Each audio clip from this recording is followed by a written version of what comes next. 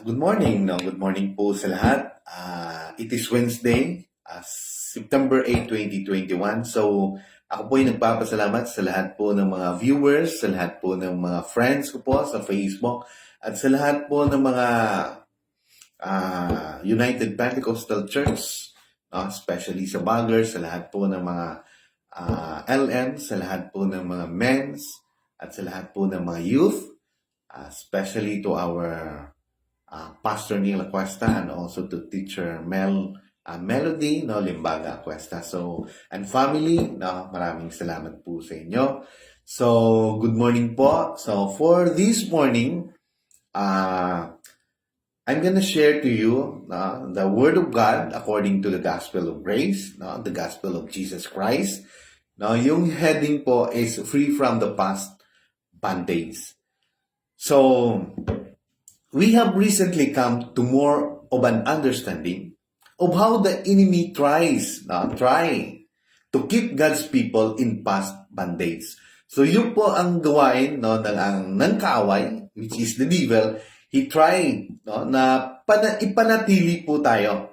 Tayo po mga believers na dun po tayo nakabatay lang sa ating pagkaalipin, which is our sin.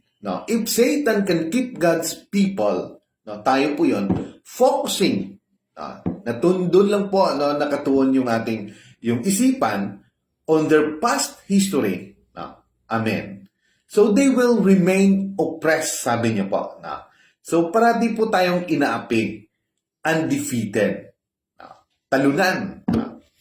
So the Bible clearly states that Jesus came to set us free. So, kung bakit po dumating ang ating Panginoon para po ay magkaroon po tayo ng kalayaan. Indeed. Amen. So in John chapter 8 verse 31 to 36,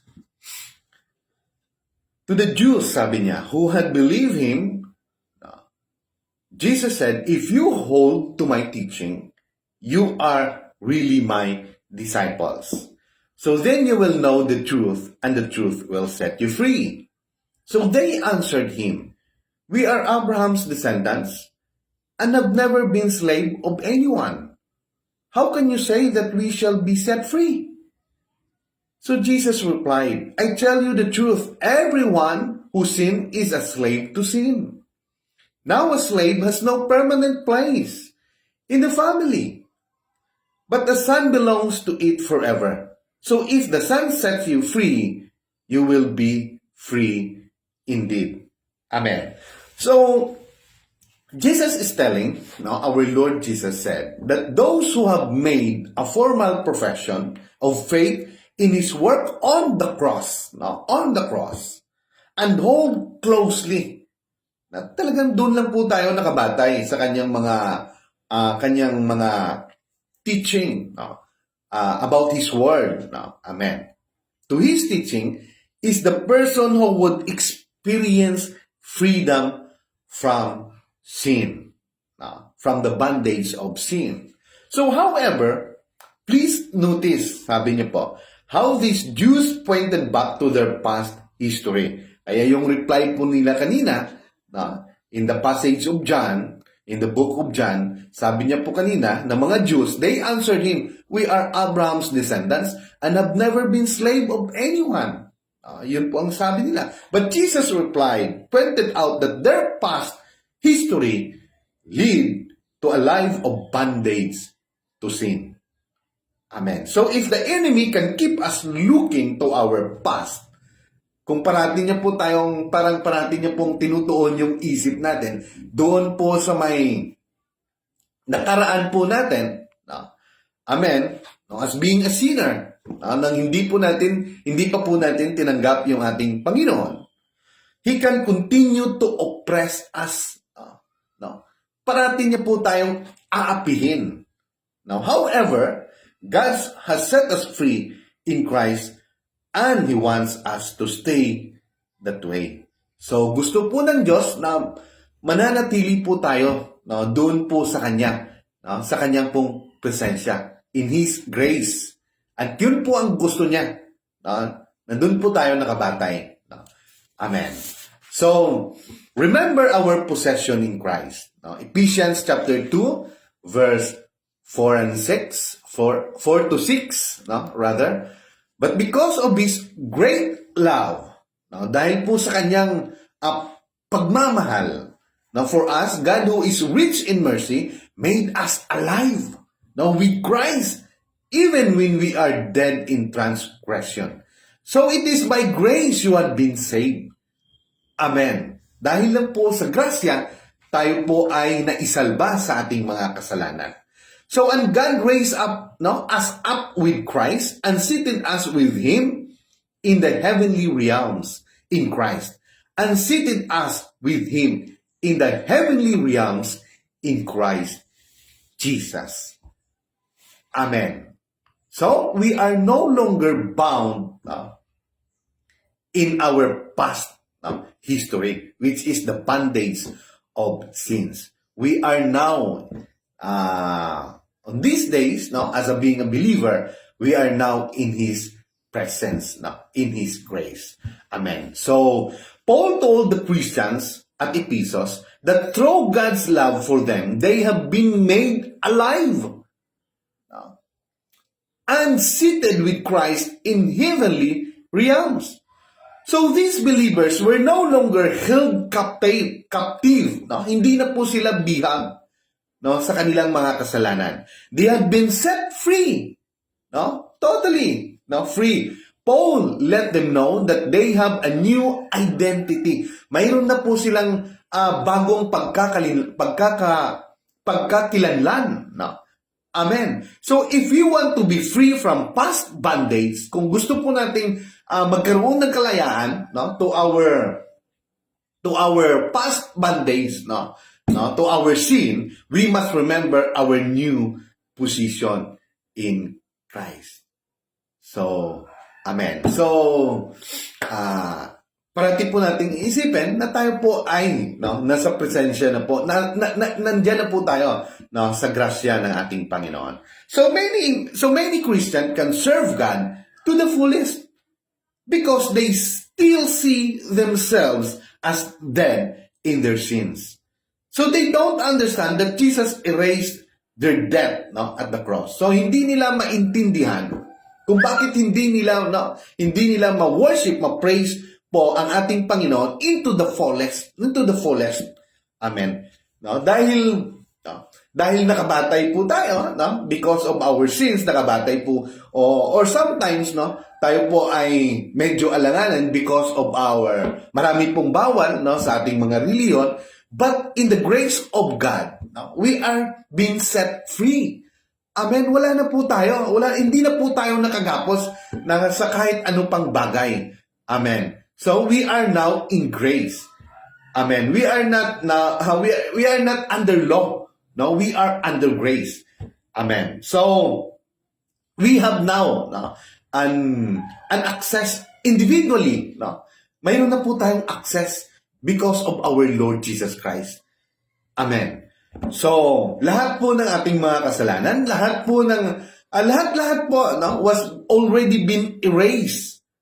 No, yung utang po natin na hindi po natin kayang bayaran, no, sa kanya pong ginawa at the cross. So lahat po yan in-erase na. No? All our sins was been cleansed by His blood at the cross. So in Colossians chapter 3, verse 13 to 15, when you were dead in your sin, in the uncircumcision of your sinful nature, God made you alive with Christ. No? Yun po ang pinakamaganda. Tayo po ay buhay na, no? Alive again, no, in Christ Jesus. So He forgave us, no, all our sins, having canceled the written code with its regulation that was against us, and that stood opposed to us. He took away, nailing it to the cross, and having disarmed the power and authorities, no, He made a public spectacle, no, of them, triumphing over them by the cross. So, nagkakaroon na ngayon ng tagumpay. No? Because of what He did, at the cross. So we thank God, for that. So Jesus has defeated, the enemy. He must not allow him to get our mind, focus the way we used to be. So we must keep our minds on the heavenly things, because that's where we are seated. That's our legal possession. Amen. So we must rely on God's provision. Now, in His grace. Amen. Sa lahat po ng mga viewers natin, to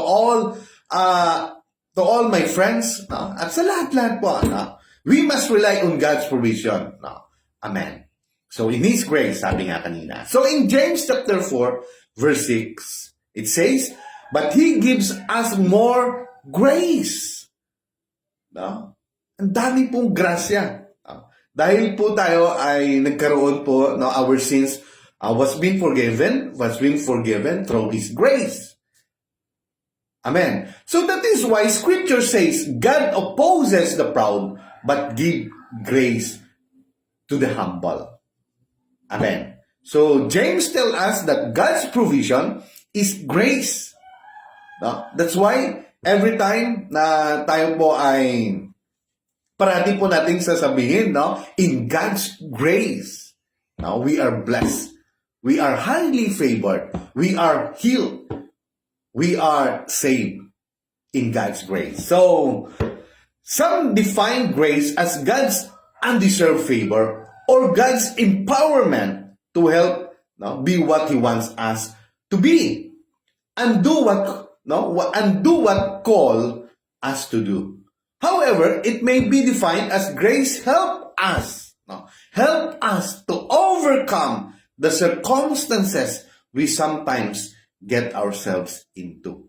So dahil po sa grasya, ito po ay siyang tawag nito, nag-help po sa atin to overcome, para po malampasan po natin lahat ng mga circumstances we sometimes get ourselves into. So because of grace, lahat po nakakayanan natin. Because the grace itself, it is our Lord Jesus Christ. So how do we get this grace? Una, we have to submit to God. Submitting to God. So in James chapter 4 verse 7, submit yourselves then to God, resist the devil, and he will flee from you. So James says, para pong sinasabi ni James, that we are to submit ourselves to God. After all, sabi niya, after all, God is the one who has defeated the devil. Siya naman yung nakatalo tumalo sa demonyo. So if we are trying to make it happen, we are not submitted to God. So if we keep on trying ourselves, na talagang gusto nating talunin, gusto natin tayo talaga, tayo talaga yung parang nakatuon tayo na sa ating sarili. So we are not fully submitting ourselves, submitted ourselves to God. So there are two sides to submitting to God. So mayroon po dalawang uri na paano po mag-submit sa ating Panginoon. So, number one, surrender. Kailangan po tayong mag-surrender sa Kanya. So, sa lahat po ng ating buhay, ay iso-surrender po natin sa Kanya. So, this is when we acknowledge that we can't be holy by ourselves. We have no power in our own flesh to defeat the enemy. We must rely on God's power. Amen. So it is clear. So, number two, draw near to God. So we draw near to God through praise and prayer. So, lalapit po tayo sa Kanya. Sa anong pong paraan? To praise, through praise and prayer. So we confess to God about His greatness. By doing so, pag ginagawa po natin ito, we resist the devil. Amen. So, nilalabanan po natin, kailangan labanan po natin yung kaaway. Through, no, our Lord Jesus Christ. No? Amen. So, lastly, God has given us His grace as a provision, no, to continue to walk free from the past bondage. No? Receive His grace and you will see yourself staying free from past bondage. Amen. So yun po, no, that is our word for today. The word of grace through our Lord Jesus Christ. So maraming salamat po, no, uli, no, sa lahat po ng mga viewers, sa lahat po ng mga friends ko po na sa Facebook, sa lahat po ng